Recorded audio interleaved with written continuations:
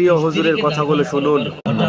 আমার স্ত্রীর কবরে তো আমার মোবাইলটা রেখে এসেছি, একটা ফোন করে দেখি আমার স্ত্রী কবরে কেমন আছে।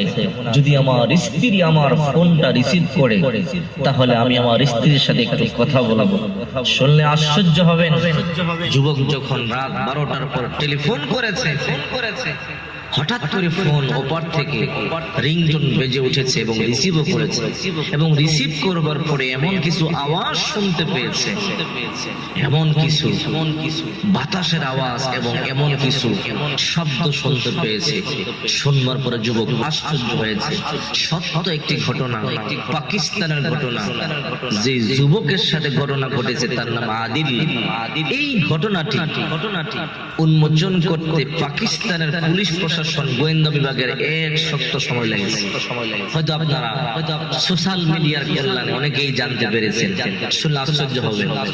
এই জন্যই বলি, রাসূল করিম সাল্লাল্লাহু আলাইহি ওয়াসাল্লাম বলেন, আল কবরু রাউযাতুম মির রিয়াজিল জান্নাহ।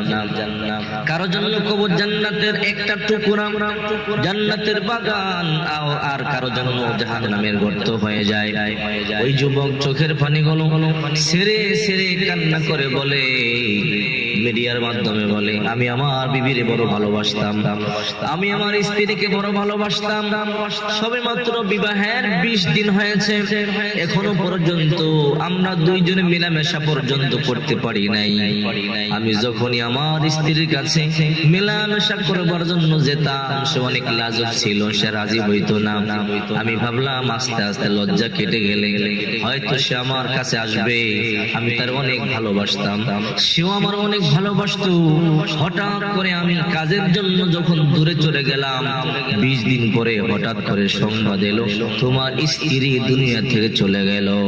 এই সংবাদটা যখন আমি পেলাম, তখন আমি আর সহ্য করতে পারলাম না। মাত্র বিবাহ করলাম, 20 দিন হলো, এখনো পর্যন্ত ভালো করে পরিচয় হলো না। একজন আর একজনকে চিনতে পারলাম না। এখনো পর্যন্ত হাতের মেহেদির রং পর্যন্ত শুকায় নাই, আর আমার ওই স্ত্রীটা আমাকে রেখে চলে গেল। এখন আমি কি করে বাঁচবো? কান্না করে করে বাড়িতে আসলাম। আসবার পরে শুনলাম আমার শ্বশুর বাড়িতে আমার লাশ, আমার বিবির লাশটা নিয়ে গেল।